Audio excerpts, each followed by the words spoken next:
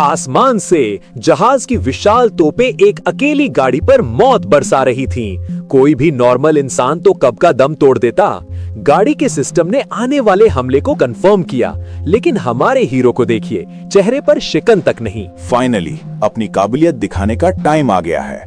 एक अजीब सी मुस्कान के साथ उसने अपने सारे इक्विप्ड रेट्स एक्टिवेट कर दिए। ऐसा लग रहा था जैसे वो इसी पल का इंतजार कर रहा था। और फिर गाड़ी से एक तेज नीली एनर्जी निकलने लगी। पूरी ताकत झोंकने का वक्त है। और बस जैसे किसी ने आसमान में दिवाली मना दी हो, हर तरफ बस धमाके और आग की बौछार। लेकिन हमारे हीरो को देखिए, इस तबाही के बीच से अपनी लाल कार में स्टाइल से निकल रहे हैं।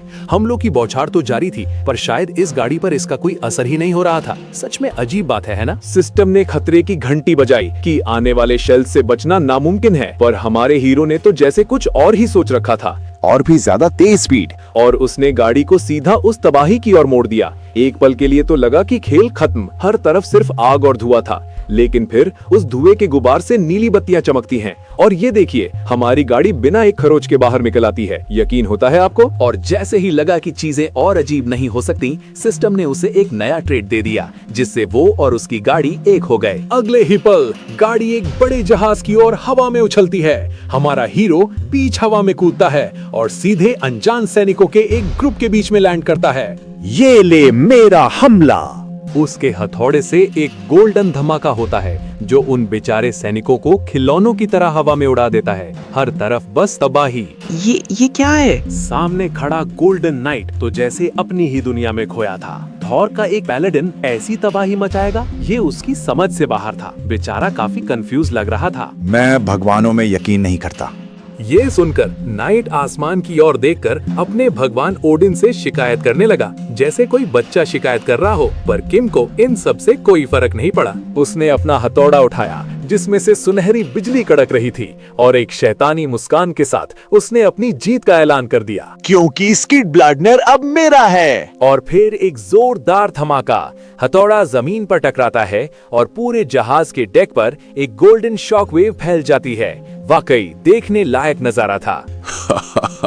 सिगमंड को तो जैसे इस तबाही में मजा ही आ गया था। उसने किम को बताया कि फाइट तो बढ़िया थी, पर अब इस जगह को कंट्रोल करना होगा। लेकिन हमारा हीरो कंट्रोल पैनल को ऐसे घूर रहा था जैसे उसे पता ही ना हो कि इसे चालू कैसे करते हैं। तभी उसकी छोटी सी कार ने मदद की पेशकश की और खुद को कंसोल से कनेक्ट कर लिया। किम ने पावर आउटपुट बढ़ाया और तुरंत ही एक बड़ा सा होलोग्राफिक मैप उनके सामने खुल गया। सिगमंड ने मैप को देखते हुए समझाया कि फ्रेक की ब्लेसिंग पाने के लिए उन्हें यहीं कहीं फेनरीर को ढूंढना होगा। एक और काम, बढ़िया, मैं ये कर सकता हूँ। और फिर गोल्डन कैनन्स बाहर निकली। बिना किसी चेतावनी के उन्होंने दुश्मनों पर गोलियों की बौछार कर दी।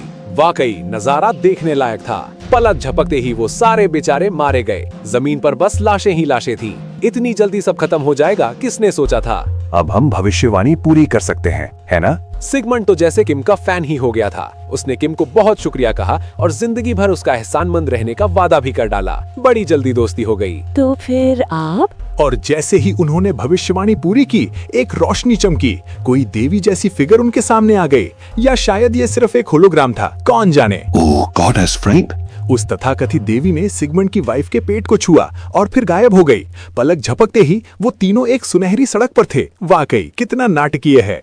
सिगमंड और उसकी वाइफ तो ऐसे शुक्रगुजार हो रहे थे जैसे उन्हें दुनिया की सारी खुशियां मिल गई हों। उनका काम जो हो गया था। फूफू, इसी के साथ ये क्वेस्ट खत्म हुआ।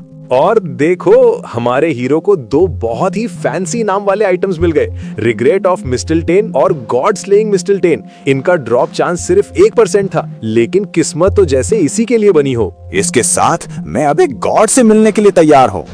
इस नई हिम्मत के साथ वो पहुंच गया स्टॉकहोम ग्रैंड पैलेस। बड़ा आलीशान है ना? पर अंदर का माहौल कुछ ठीक नहीं था। ऐसा लगा जैसे हवा में ही वजन हो और हर कदम पर उसका दम घुट रहा था। लेकिन इस लड़के के पास हमेशा कोई ना कोई लेकिन होता है। इस घुटन भरे प्रेशर का सामना करने के लिए हमारा हीरो बड़े आराम से एक वन यूज आइटम एक्टिवेट कर लेता है। वाह क्या तैयारी है। और फिर वो उस लंबे हॉल से होता हुआ सीधे थंडर गॉड थॉर के सिंहासन के सामने जा पहुंचा। वाकई काफी शाही अंदाज है। तुमसे मिलकर अच्छा लगा, दूसरी दुनिया वाले।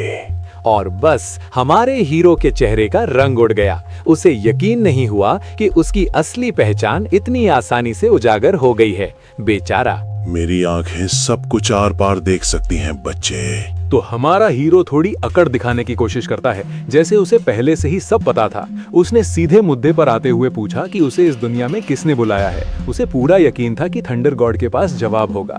मुझे नहीं पता। और बस एक पल में लड़के के चेहरे का रंग उड़ गया। सारी उम्मीदें धरी की धरी रह गईं। बेचारा।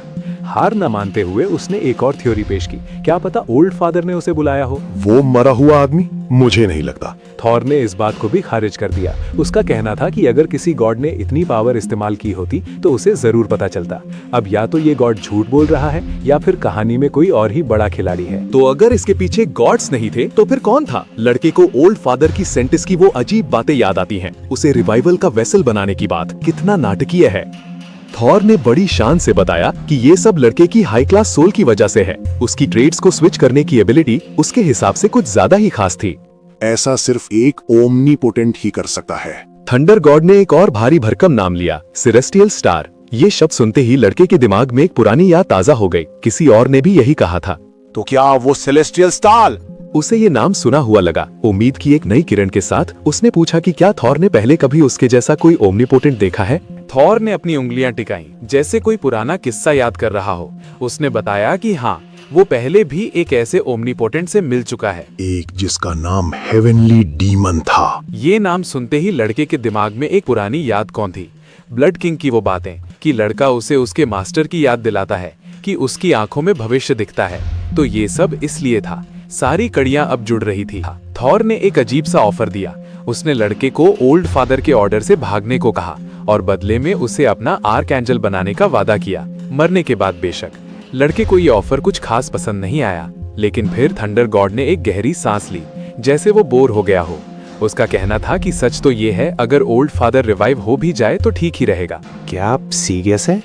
थॉर ने खुलासा किया कि वो हमेशा इस स्टूपिड पैलेस में फंसकर अमृत नहीं पीना चाहता। एक गॉड ऑफ वॉर शांति से तंग आ चुका था।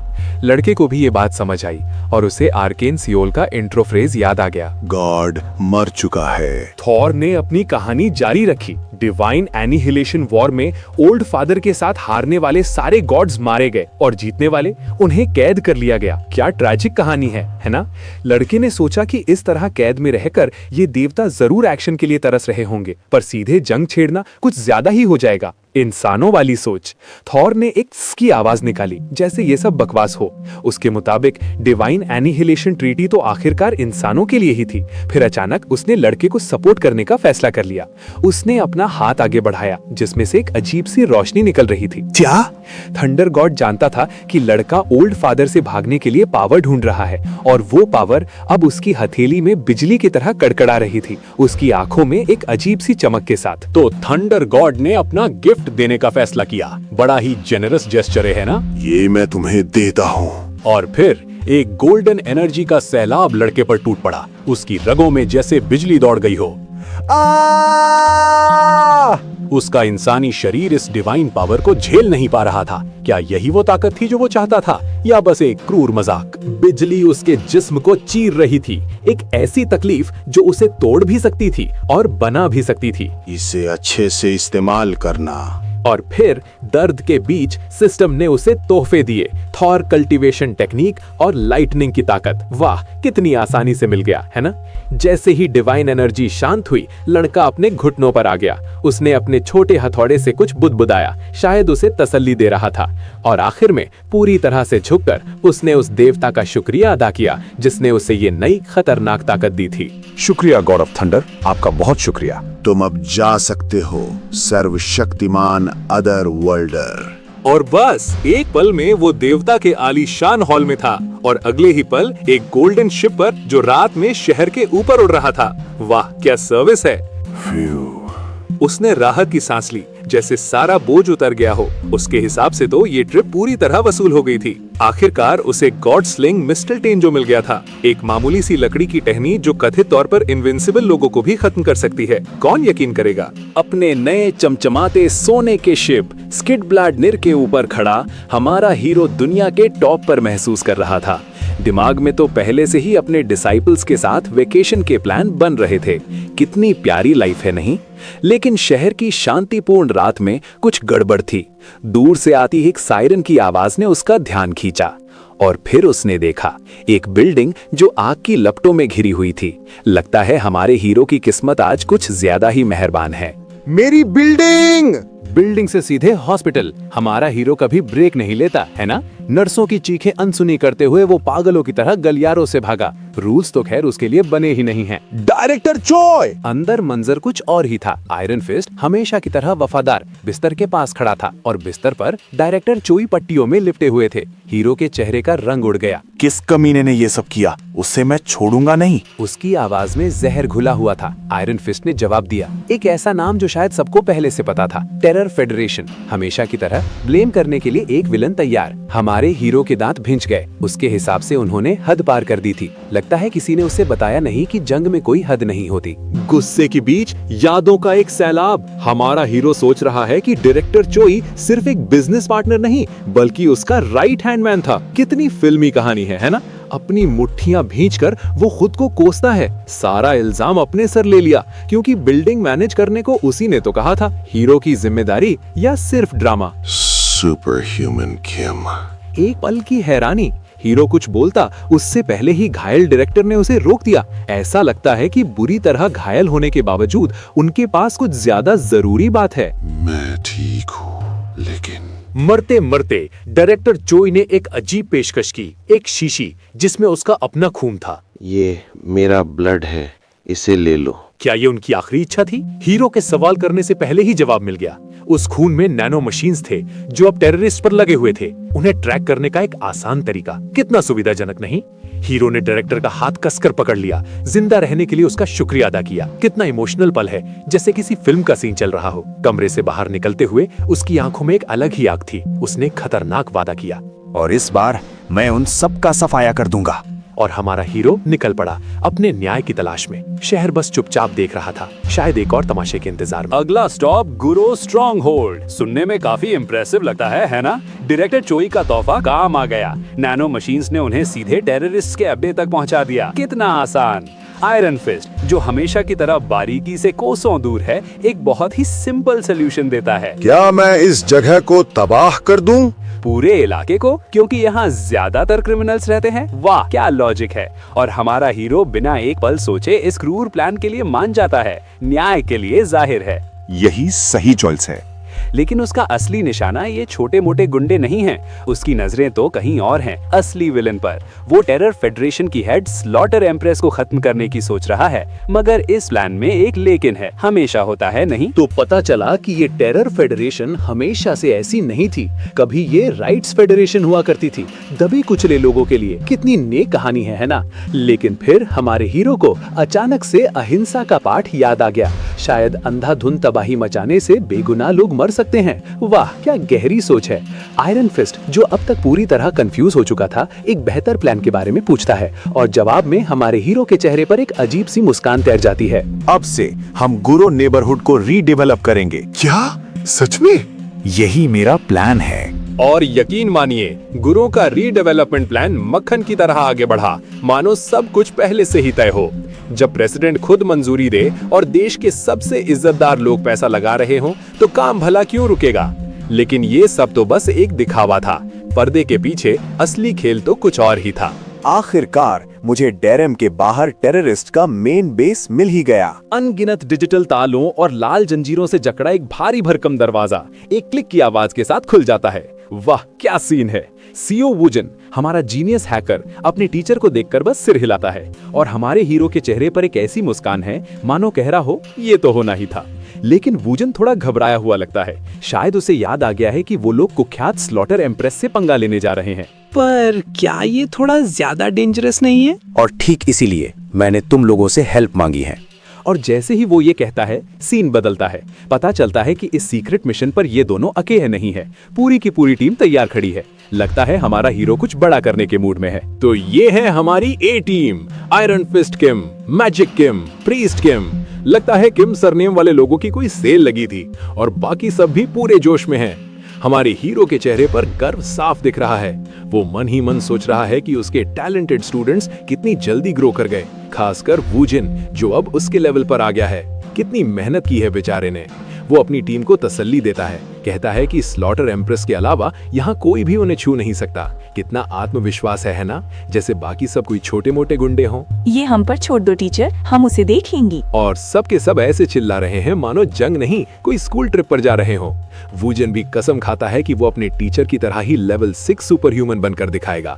मासूमियत या बेवकूफी कहना मुश्किल है। हीरो वूजन के जोश को थोड़ा ठंडा करता है, कहता है कि ओवरडू करने की कोई जरूरत नहीं है। फिर वो एक बड़े से वॉल्ट के दरवाजे की तरफ मुड़ता है। उसके हाथ बढ़ाते ही एक तेज हरी रोशनी चमकती है और भारी दरवाजा चरमराते हुए खुल जाता है। अंदर का नजारा देखकर सब हैरान रह जाते हैं। एक सब डायमेंशन? स्टूडेंट्स के चेहरे पर डर साफ दिख रहा है। शायद उन्हें अब अपने फैसले पर शक हो रहा है, बेचारे। पर हमारा हीरो तो फुल कॉन्फिडेंस में है। वो अपनी टीम को अंदर आने का इशारा करता है, जैसे कह रहा हो, क्या मैं कभी गलत हुआ हूँ? स्लॉटर एम्प्रेस को खत्म करने। और सब डायमेंशन के अंदर स्लॉटर एम्प्रेस खड़ी थी। उसकी तलवार और आंखों से निकलती लाल एनर्जी देखकर कोई भी डर जाए, पर शायद हमारे हीरोज कुछ ज्यादा ही बहादुर है। बेचारे लोग अपनी ही कब्र में चल कर आ गए। वो अपनी तलवार को ऐसे देख रही है मानो कह रही हो, अब जब बात यहाँ तक आ ही गई है तो मुझे ही इन्हें इनकी कब्र दिखानी होगी। कितनी मददगार सोच है ना? अंदर का नजारा किसी जन्नत जैसा था। अजीब है, एक अंडरग्राउंड जगह और इतनी रोशनी। मुझे तो दाल में कुछ काला लग रहा है। ये जगह? सबके चेहरों पर हैरानी और कंफ्यूजन साफ था। प्लेयर्स इस जगह को मिनी गेम हेल कहते थे। कितना प्यारा नाम है नर्क के एक हिस्से के लिए। इस हेल में स्लॉटर एम्प्रेस को कमजोर करने के लिए 3 छोटे छोटे गेम क्लियर करने पड़ते थे। पहले तो ये एक 2D साइड स्क्रॉलर था, मतलब बच्चों का खेल। लेकिन अब ये खेल 3D हो चुका है और वो ब्लॉक्स अब किसी की जान भी ले सकते हैं। भागो बेचारे भागो। तो हमारे हीरो के पास एक मास्टर प्लान था। हमेशा की तरह उसने अपने डिसाइपल्स को 3 ग्रुप्स में बांटने का फैसला किया। कितना ओरिजिनल। उसने सो वूजिन और बेक सोरेन को अपनी अपनी टीम सौंप दी। लेकिन बेक सोरेन के चेहरे पर कंफ्यूजन था। आखिरी टीम का क्या? मैं अकेला ही एक टीम हूँ। और क्यों ना हो, आखिर वो एक प्रो है जिसका नाम कभी लीडर बोर्ड पर था। कितनी भरोसेमंद वजह है। और इसी के साथ सो वूजिन की टीम को पहला मिनी गेम खेलने के लिए आगे भेज दिया गया। बेस्ट ऑफ लक, तुम्हें इसकी जरूरत पड़ेगी। पहला मिनी गेम, गिरते हुए ब्लॉक्स को तोड़ो और बचकर निकलो। सो वूजिन की टीम को शुरुआत में थोड़ी मुश्किल हुई। ब्लॉक्स कुछ ज्यादा ही मजबूत थे। ये इतने हार्ड क्यों हैं? लेकिन उनकी टीम में मेज किम था जो माना को सेंस कर सकता था। एक चलता फिरता चीट कोड। उसने तुरंत सही ब्लॉक ढूंढ निकाला। इस तरफ। और बस एक जोरदार मुक्के से रास्ता साफ। स्टेज इतनी जल्दी क्लियर हो गया, मुझे तो लगा था थोड़ी और मारधाड़ देखने को मिलेगी। अब बेक सोरेन की टीम की बारी थी। उनका काम था बादलों पर चलना। सही में बादलों पर चलकर फिनिश लाइन तक पहुंचना कितना आसान लगता है। बेक सोरेन की टीम के लिए ये स्टेज बच्चों का खेल था। आखिर उनके पास बोर्ड गेम की दीवानी काली जो थी। बस 10 और क्लाउड प्लेटफॉर्म्स। और फिर हमारा हीरो किम जो अकेले ही एक टीम है, सबको अलविदा कह रहा था। उसने एक अजीब सी वार्निंग भी दी, अगर मुझसे पहले पहुंच जाओ तो दरवाजा मत खोलना। क्यों भला? इस बीच सो वूजिन की टीम पहले ही फिनिश लाइन पर पहुंच चुकी थी, जहां एक आलीशान दरवाजा उनका इंतजार कर रहा था। सब एक दूसरे की पीठ थपथपा रहे थे। आयरन फिस्ट ने मेस किम की तारीफ की, जिसने सारा क्रेडिट उसे नहीं लेने दिया। कितनी प्यारी टीम है। मुझे शक है ये ज्यादा दिन टिकेगी। और देखो, बेक सोरेन की टीम भी आ पहुंची, जीत का जश्न मनाते हुए। सब एक दूसरे की तारीफ कर रहे थे। कितना अच्छा टीम वर्क है ना? लेकिन इस खुशी के माहौल में सो वूजिन अकेला खड़ा था। उसका चेहरा मायूसी से भरा था। शायद उसे ये सब देखकर अच्छा नहीं लग रहा था कि उसने कुछ खास नहीं किया। उसके दिमाग में चल रहा था कि वो अपने टीचर को अपनी ग्रोथ नहीं दिखा पाया। यहाँ का अकेला लेवल 6 वॉरियर होने के नाते वो ऐसे हाथ पर हाथ धरे नहीं बैठ सकता था। अचानक एक इरादे के साथ उसने उस विशाल दरवाजे की तरफ कदम बढ़ाए। हीरो बनने का कोई मौका नहीं छोड़ना चाहता लगता है। मैं स्लॉटर एम्प्रेस से खुद लड़ूंगा। बाकी सब हैरान थे। सो वूजन का हीरो बनने का जुनून दरवाजे पर जोर लगा रहा था। खुद को प्रूव करना है और आज का प्रोटैगनिस्ट बनना है। ये देखकर बाकी टीम घबरा गई। बेक, सोरेम और प्रीस्ट किम उसे रोकने के लिए चिल्लाए, उसे याद दिलाया कि किम ये क्या कर रही हो? अभी तक यहाँ नहीं है। लेकिन सो वुजन ने उनकी बातों को हंसी में उड़ा दिया। आखिर वो एक लेवल 6 सुपर ह्यूमन है, उसे किसी की मदद की क्या जरूरत। सही कहा ना? जैसे ही उसने अपना पहला कदम अंदर रखने की कोशिश की, दरवाजे के अंदर से एक जबरदस्त बैंगनी रंग की एनर्जी निकली। लगता है हमारा आज का प्रोटैगनिस्ट अपनी पहली ही लाइन पर लड़खड़ा गया। उस जबरदस्त ताकत ने सबको जमीन पर पटक दिया। हमारा आज का प्रोटैगनिस्ट तो 1 इंच भी हिल नहीं पा रहा था। तो ये है एक लेवल 6 और एक लेवल 7 के बीच का फर्क। ये एहसास शायद थोड़ा पहले हो जाना चाहिए था, नहीं? टीचर ने रुकने को कहा था। क्या हमारा प्रोटैगनिस्ट हैरान है? इतनी जबरदस्त एनर्जी के बावजूद ये बच्चे वापस अपने पैरों पर कैसे खड़े हो गए? और देखो तो जरा, ये तो लड़ने भी लगे, तलवारें टकरा रही हैं, पर क्या इसका कोई फायदा है? लगता है तुम्हें मरने की जल्दी है। और इसी के साथ स्लॉटर एम्प्रेस ने अपना खेल शुरू किया। लाल एनर्जी की एक ही लहर में सारे हीरो जमीन पर गिरे पड़े थे। शिट, सो वुजन को अब जाकर ये कड़वा सच समझ आया। सिर्फ कर्स को झेलना काफी नहीं था, ये तो वो लड़ाई थी ही नहीं जिसे वो जीत सकते थे। तो ये है एंड गेम। बेचारी बेक सोरेन घुटनों पर है और स्लॉटर एम्प्रेस अपनी खून से सनी तलवार के साथ उस पर झपटने को तैयार। हमारा हीरो सो वुजन सिर्फ देख सकता है। भागो बेक सोरेन! कितना नाटकीय है ना? उसकी बेबसी भरी चीख को नजरअंदाज करते हुए एम्प्रेस ने अपनी तलवार उठाई। उसकी मुस्कान बता रही थी कि उसे इस Goodbye, little lady. पल का कितना मजा आ रहा है। लेकिन तभी एक जोरदार क्लैंग की आवाज गूंजी। एक और ब्लेड ने एम्प्रेस के वार को रोक दिया। लगता है कहानी में एक नया हीरो आ गया है। हमेशा आखिरी मिनट पर ही क्यों आते हैं ये लोग? नया हीरो एम्प्रेस को ऐसे देख रहा था जैसे वो कोई पुराना दोस्त हो, और बेक सोरेन की आंखों में हैरानी और राहत साफ झलक रही थी। उसने फुसफुसाते हुए कहा, टीचर। स्लॉटर एम्प्रेस को हैरानी तो हुई, पर बस एक पल के लिए। उसकी हंसी जल्द ही गुस्से में बदल गई, जैसे उसे कोई नया खिलौना मिल गया हो। मैं तुम सबको मार डालूंगी। और उसने अपना वादा पूरा करने में जरा भी देर नहीं की। चारों तरफ लाल रंग की जानलेवा एनर्जी फैल गई और हमारे हीरो सो वुजन को लगा कि उसका टीचर भी इस हमले में नहीं बचेगा। कितनी कमजोर उम्मीदें हैं, है ना? लेकिन देखो तो जरा, एक नीली चमक ने उस लाल सैलाब को ऐसे रोक दिया जैसे वो कुछ हो ही नहीं। सो वुजन की आंखें हैरानी से फटी रह गईं। कोई स्लॉटर एम्प्रेस के बराबर का हो सकता है क्या सच में? लगता है एम्प्रेस को भी यकीन नहीं हो रहा था। उसके चेहरे पर गुस्सा साफ दिख रहा था, जैसे किसी ने उसका सबसे पसंदीदा खिलौना छीन लिया हो। तो कसम से मैं तुझे मार डालूंगी। और इसी पल सो वुजन को अपनी गलती का एहसास हुआ। शायद वो इस कहानी का हीरो था ही नहीं। लगता है अब जाकर उसे समझ आया कि असली हीरो कौन है। गलत। ओह, क्या आत्मविश्वास है! उसने सिर्फ एम्प्रेस को रोका ही नहीं, बल्कि एक खूंखार मुस्कान के साथ ये भी बता दिया कि आज खेल का असली शिकारी आज मरने वाली तू है। कौन है। और फिर शुरू हुआ लाइट शो। उसके हाथों से सुनहरी एनर्जी निकली। स्टूडेंट्स उसे वॉरियर किम और हमारे टीचर कहकर चीख रहे थे। हमेशा की तरह हीरो के लिए तालियां बजने लगी। एक जबरदस्त ब्लास्ट सीधा एम्प्रेस की तरफ गया। उसे लगा कि ऐसी बचकानी चाल से उसे रोका जा सकता है। कितनी भोली है। लेकिन किम को पता था कि ये काफी नहीं होगा। वो उस दर्द को याद कर रहा था जो उसने सियोल टेरर इंसिडेंट के दौरान महसूस किया था। लगता है पुरानी यादें उसे ताकत दे रही हैं। कितना फिल्मी है ना? तो हमारे हीरो का बड़ा हमला फुस हो गया। ऐसा लगता है कि एम्प्रेस की इनविंसिबिलिटी नाम की अजीब सी पावर ने उसे बचा लिया। बेचारे को जरा भी डैमेज नहीं हुआ। कितनी निराशाजनक बात है ना? उधर स्लॉटर एम्प्रेस भी हैरान थी। उसे एहसास हुआ कि किम अब कोई बच्चा नहीं रहा, बल्कि टाइडल स्वॉर्ड्समैनशिप का एक मास्टर है। लगता है अब वो उसे गंभीरता से ले रही है। Annihilation of heaven and earth. और फिर उसने अपनी पूरी ताकत से हमला किया। एक भयानक लाल एनर्जी की तलवार सीधे किम की तरफ बढ़ी, जो सब कुछ तबाह करने के लिए काफी थी। लेकिन देखो तो जरा इस हीरो को, मौत के सामने भी मुस्कुरा रहा है। उसने बड़ी आसानी से अपनी शील्ड से उस हमले को रोक लिया, हमेशा की तरह शो ऑफ। इतने बड़े हमले को रोकने के बाद भी हमारा हीरो अंदर से थोड़ा डरा हुआ लग रहा है। कितना भी देखो, ये मूव वाकई में डरावना है। देखो, हीरो भी डरते हैं। इसे खत्म करने का वक्त आ गया है।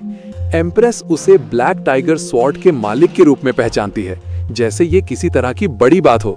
मुझे तो लगा था ये बस एक फैंसी तलवार है। लेकिन इससे पहले कि वो अपनी तलवार चला पाती, किम ने कुछ अप्रत्याशित किया। उसने डिवाइन ट्री की एक चमकती हुई टहनी निकाली और उसे सीधे एम्प्रेस के सीने में घोंप दिया। वाकई बहुत अजीब टैक्टिक है।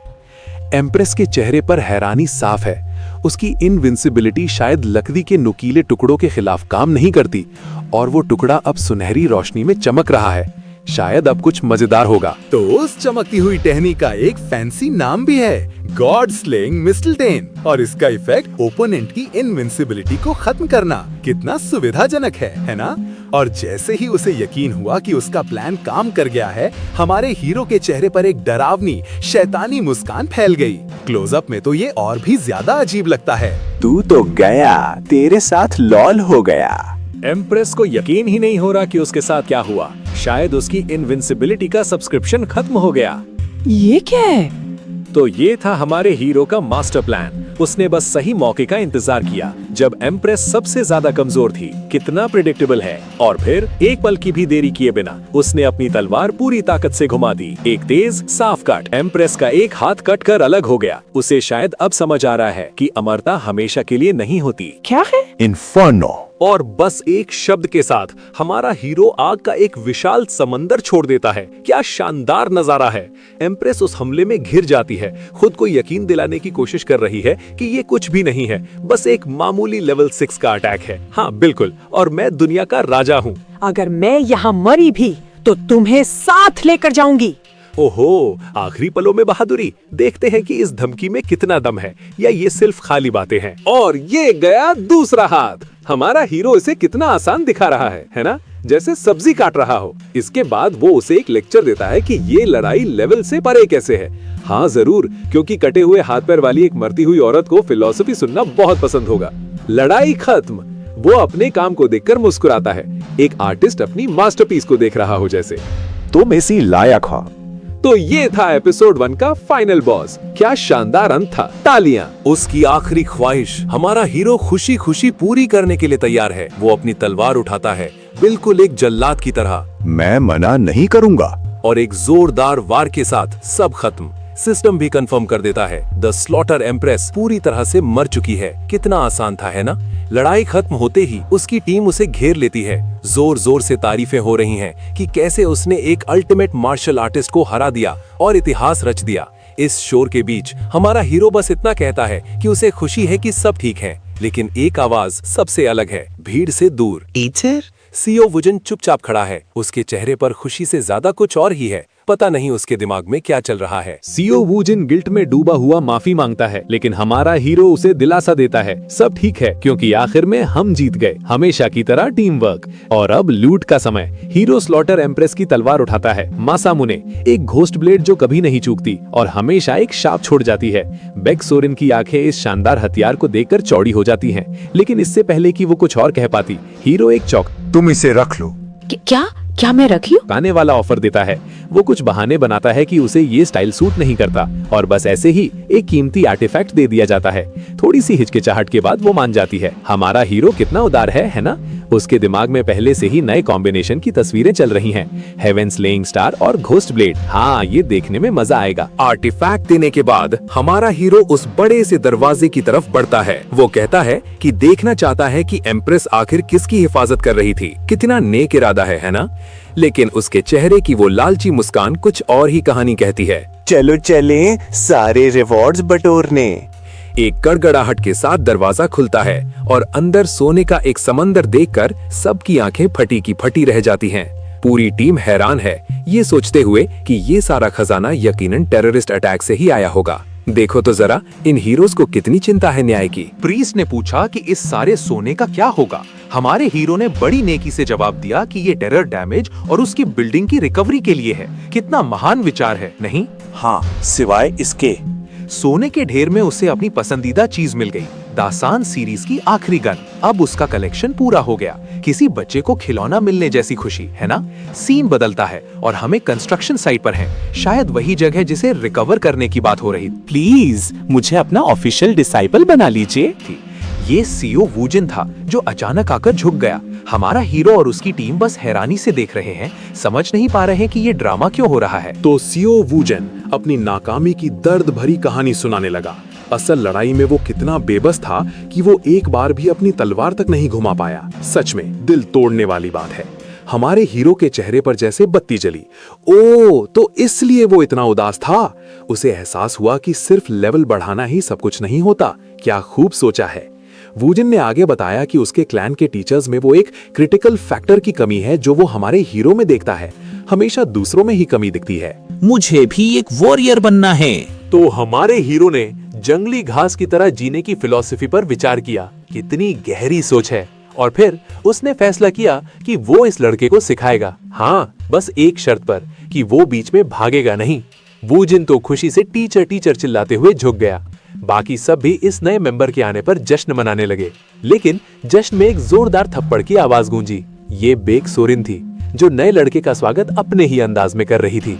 वेलकम रूकी। और बस सीनियर जूनियर की बहस शुरू हो गई।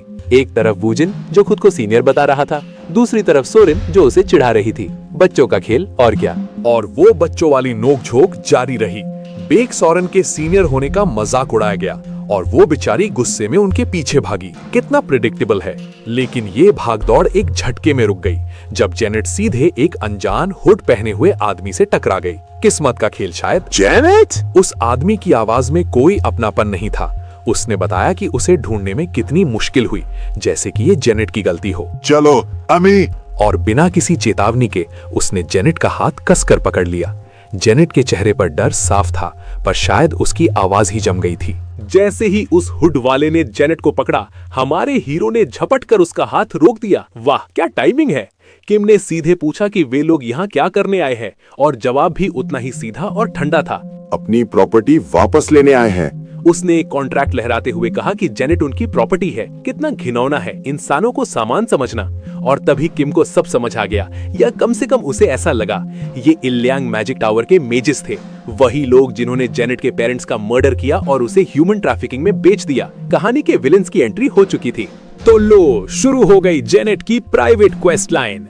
हमारा हीरो तो इसे लेकर कुछ ज्यादा ही एक्साइटेड लग रहा था, जैसे उसे इसी पल का इंतजार हो। उसने बड़े हीरो वाले अंदाज में जेनेट को अपने पीछे किया और ऐलान कर दिया कि वो उसकी शिष्य है और उसे कोई नहीं ले जा सकता। बकवास, क्या बातें कर रहे हो। और एक ही झटके में उसकी तलवार ने उस कॉन्ट्रैक्ट के टुकड़े टुकड़े कर दिए। वाह, कितना ड्रामा है। फिर उसने अपनी शर्त रखी, जेनेट मैजिक टावर जाएगी, जरूर जाएगी, लेकिन उसके साथ। इस क्वेस्ट का नाम सुनते ही उसकी तलवार भी लाल रोशनी में चमकने लगी। इसे भी शायद लड़ाई का बहुत शौक है। और इस तरह ग्वाचयॉन के इलियांग मैजिक टावर में हमारी कहानी एक नए चैप्टर पर आ पहुंची। कहते हैं स्वॉर्ड ऑफ नेफिलिम को आखिरकार उसका वारिस मिलने वाला था। बड़ी ड्रामेटिक बातें हैं। टावर में उनका वेलकम एक जोरदार धमाके के साथ हुआ। एंट्री तो हीरो जैसी ही थी, पर अंदर का नजारा किसी हॉरर मूवी से कम नहीं था। चारों तरफ अजीब सी नीली रोशनी वाले ट्यूब्स थे जिनमें भयानक एक्सपेरिमेंट्स कैद थे। इंसानी लालच का एक जीता जागता म्यूजियम। उफ, ये सब क्या है? किम की हैरानी जायज थी। ये मैजिटेक बायोलॉजिकल एक्सपेरिमेंटेशन साइट थी, एक ऐसी जगह जहां इंसानियत खत्म होती है। जेनेट खामोशी से सब देख रही थी। उसकी आवाज में एक अजीब सी उम्मीद और डर का मिक्सचर था। क्या मैं इतनी स्ट्रॉन्ग बन पाऊंगी कि ये सारे भयानक एक्सपेरिमेंट्स रोक सकूं? बेक सोरेन ने उसे यकीन दिलाया कि वो ताकतवर बन सकती है, पर शर्त थी स्वॉर्ड ऑफ नेफिलिम को हासिल करना। जेनेट तुरंत एक्शन में आ गई, जाने के लिए बेचैन। लेकिन हमारे हीरो ने उसे रोक दिया। उसके हिसाब से एक ज्यादा जरूरी काम पहले करना था। बड़ा फिल्मी तरीका था उसे याद दिलाने का, पर शायद असरदार भी। अपने पेरेंट्स का बदला लेना है। ये शब्द सुनकर जेनेट को जैसे करंट लगा। वो कांप गई, मानो अपनी जिंदगी का सबसे बड़ा मकसद ही भूल गई हो। अब उसका इरादा पहले से भी ज्यादा पक्का था। चलिए टीचर,